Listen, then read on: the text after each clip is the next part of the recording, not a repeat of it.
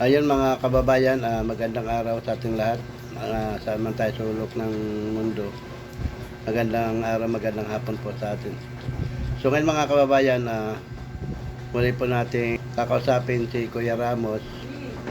Ngayon lang po siya bumalik magmula po nung binigyan natin siya ng pera na para magpa-CT scan, para lakarin ang kanyang mga CT scan. So ngayon nandito siya para malaman natin kung ano na nangyari sa nilakad niya. So ayan mga kababayan, kausapin natin at siya na rin ang magsabi sa atin kung ano na lahat ang naging resulta sa mga lakad niya. So tara mga kababayan, samahan niyo kami. So ayan mga kababayan, nandito ngayon si Kuya Ramos sa bahay para alamin natin sa kanya kung ano na nangyari. Magbuhat nung binigyan natin siya ng pera para lakarin ang kanyang CT scan saka iba pang laboratory.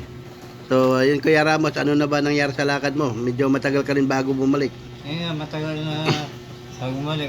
Ang unang punta ko doon, nung matapos ang unang tulong doon sa ultrasound, okay naman daw, malinis, maayos. Ngayon, ang pangalawang sinabi sa akin ng doktor, yung tungkol sa tinatawag na kolani.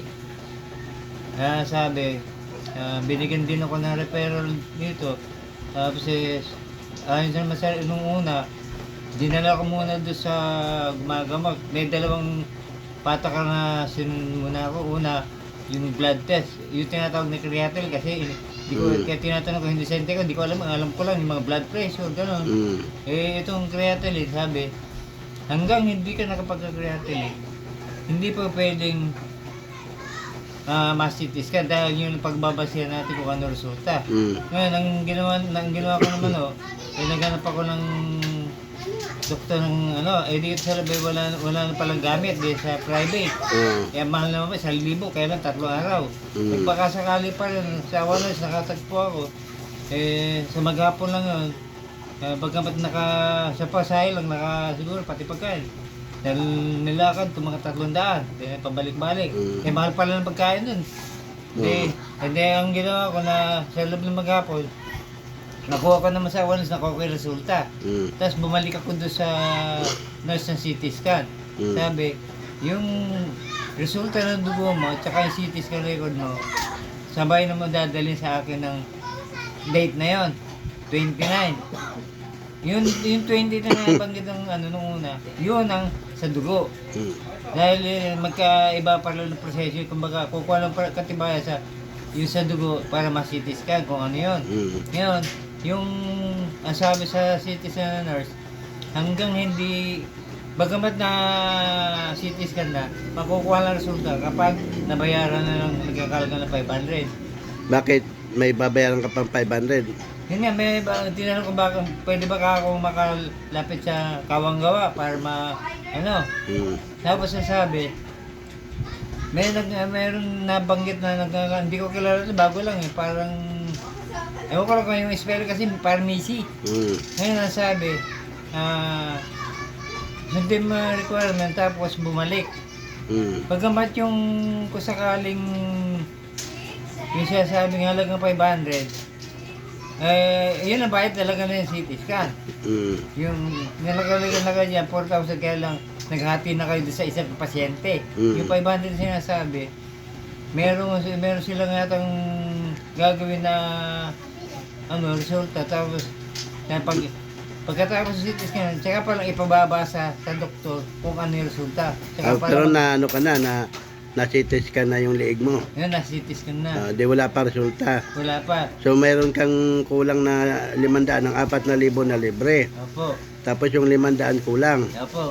So ngayon yung 500, makuha mo yung resulta pag maibigay mo yung 500. Opo.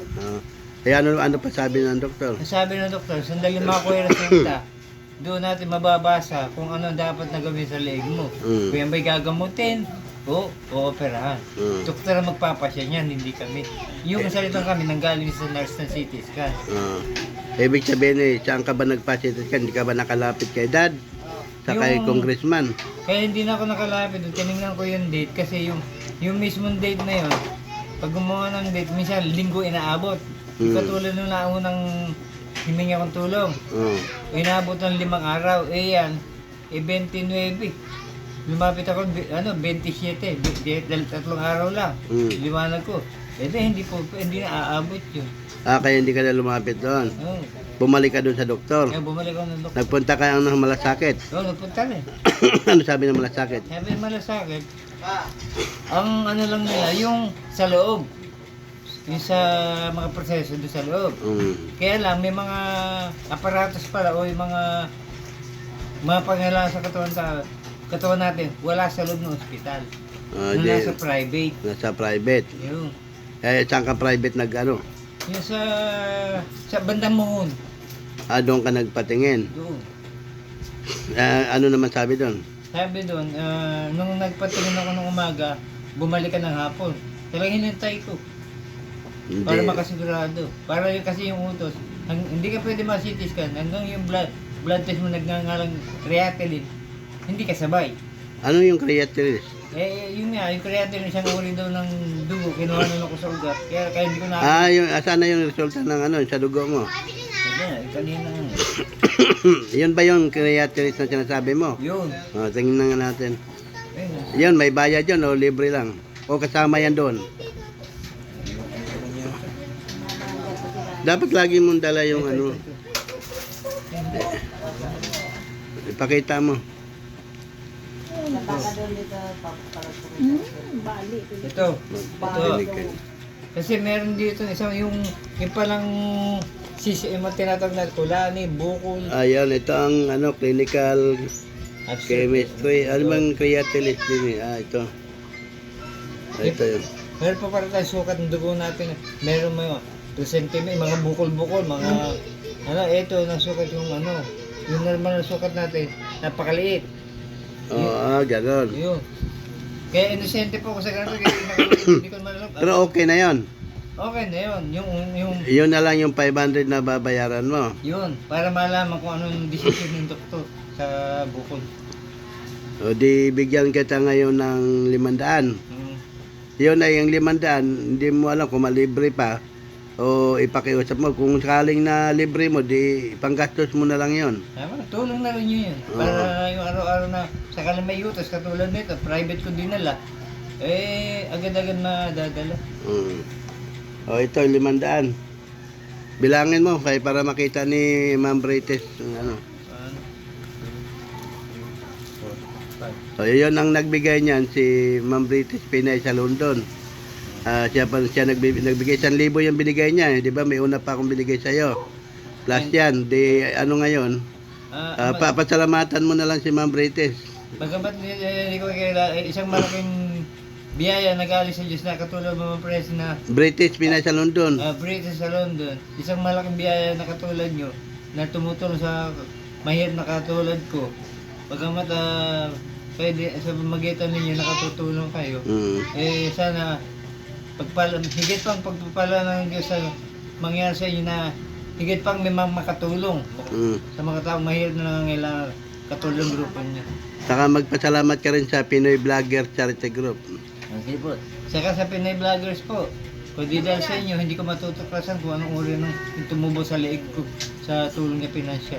So ayun mga kababayan, si Kuya Ramos, nagpapasalamat si Kuya Ramos sa lahat ng tulong na ipinaabot, lalo kay Ma'am Brites. Hello Ma'am Brites, ayun po, narinig namin nyo na po yung resulta ng unang pag-alis ni Kuya Ramos. So ngayon ay resulta na lang kukunin mo pala doon, no? Apa, para malam kung anong gagawin sa leeg. So ngayon, kung bukas, hindi, ano ba bukas? Maulan na opisina bukas eh. Ano na, kasi ano na, santo-santo na. Ano ba yun, tawag nun? Undas na. Tama. So ngayon, wala nang opisina bukas. Wala na nga po opisina bukas. So sa Lunes mo na ano yun. Para malaman resulta. Ngayon kung ano maging resulta, bumalik ka rito para may update natin ng ating mga kababayang OFW na tumutulong sa iyo sa pagpapagamot sa iyo. Apo. Kasi kailangan, ilang araw na pinuntahan kita sa inyo. Wala ka. Kasi pina-update ka ni Ma'am Brites sa akin. Ito rin ba man, pasensya po kung hindi tayo nagano. Kasi po talagang naghanap ako nung, kasi sa loob wala eh. Sa labas eh. Oo. Kasi bago ko, yung mga opisina, bago tayo lang po pala yun eh. Kaya yung mga kakasabi sa akin ng isang doktor, bago lang yung ano wala sa amin. Kasi pati yung doktor na yun, bago lang sa paningin ko, parang bagong ano lang. Kumbaga, gumawa ka ng paraan para maayos na yan dahil importante maibalik na kaagad. Opo. So ngayon buti kung yan man ay nalibre mo, so yung ang pera na yan, pwede mo nang ipanggastos mo, pangkain mo, kasi nagbabike ka lang naman eh. Opo.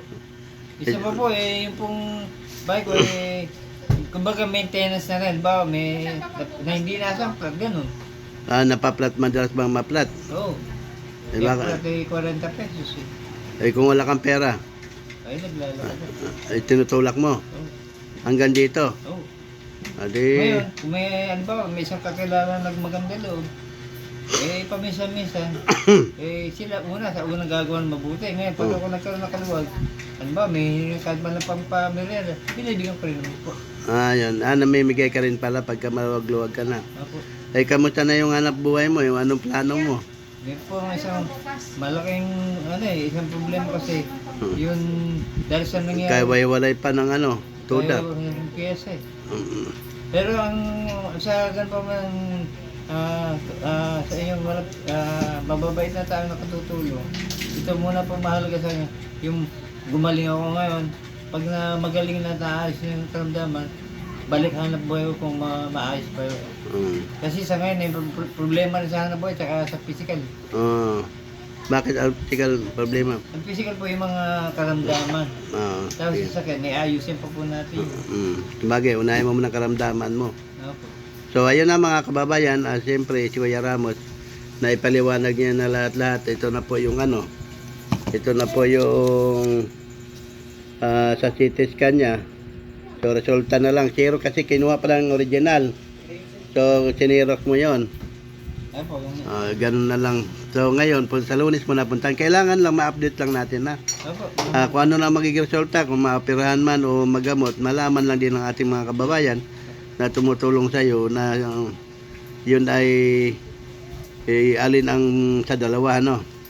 So anong masabi mo pa? Masasabi ko po, sana yung manalangin ka sa Panginoon, ganun. Manalangin tayo sa Panginoon kung ano makita ng taong yung kumbaga yung dalabhasang doktor na magagawa nila makabubuti sa para sa kandang tumubo sa leg ko, mabigyan na ng lunas. Dahil ko ako na pumasok yung sa may sinabi yung bago ko dalhin sa doktor to, may sinabi sa akin isang sa tabi-tabing kwento. Yun daw gamot, halaman, pampatunan. Hindi ko mahina ako sa herbal medicine. Hindi mo alam mga herbal medicine. Yun nga. Unahin mo doktor muna bago ang iba. Yun nga, naghahanap ako ng specialista. So ayun mga kababayan, siyempre yun na po lahat ang nasabi ni Kuya Ramos. Ako ay lubos nagpapasalamat lalo na po kay British Pinay sa London. Salamat po Ma'am British sa tulong na pinapaabot niyo kay Kuya Ramos. At siyempre sa Pinoy Vloggers Charity Group, maraming salamat sa inyo sa tulong suporta. Lalo na ngayon na siya ay walang hanap buhay na nabigyan nyo sila ng isang kabang bigas. Kamusta naman yung pagkain nyo? Yung isang kabang bigas mo, mayroon pa? Sawa na siya, nasa kalahati. Nakakalahati na. So yun ay tulong sa ating mga kababayan ng Pinoy Vloggers yun. Yung grocery, bigas. Ang grocery nyo ba? Ubos na ang grocery. Yun ang naubos. Nauna yung kape. Mga dilata, So, ayan. Maraming salamat po sa inyong lahat. Lalo na po sa founder namin, kay Kuya Rick Kiam Vlog. Maraming salamat po. So, ayan mga kababayan, sa susunod po natin ulit na pagkikita para kay Kuya Ramos sa update ng kanyang resulta ulit sa pabasa sa kanyang CT scan, next CT scan. Kasi ngayon pa lang ay CT scan pa lang, wala pa yung resulta. So ano man po ang magiging resulta, sana sama-sama nating manalangin na sana ay maging maayos lahat yung leeg mo, Kuya Ramos. So ayun po, maraming salamat po. Siyempre ang lalo na po sa Pinoy Vloggers Charity Group, maraming salamat po sa inyong lahat. Hindi man kayo maisa-isa, ito po ay akin na lang pong sa aking channel. Ay post ko na lang sa aking channel ang mga pangalan nyo para makita naman po ng ating mga kababayan kung sino po tumutulong para sa ating mga kababayan dito sa Pilipinas na higit po nangailangan ng tulong. Siyempre mga kababayan, kung kayo po ay bago pa lang sa akin channel, sana po huwag niyo kayong limutan mag-subscribe, like, and share Buhay Relocation Site Vlog. So, kaya Ramos, marami po, maraming salamat. Ito na pong masasabi ko muli. Muli po ako nagpapasalamat sa iyo. Una sa Panginoon Diyos, pangalawa sa grupo. Pinoy Vlogger Chat Group. Pinoy Vloggers na naway pagpalain kayo na higit pang makatulong sa mga tao katulad ko. Kundi dahil sa inyong pagsuporta, hindi ma-discover ko ano ito tumubo sa leeg ko. Okay. Salamat. Bye-bye na. Bye-bye po. Salamat po.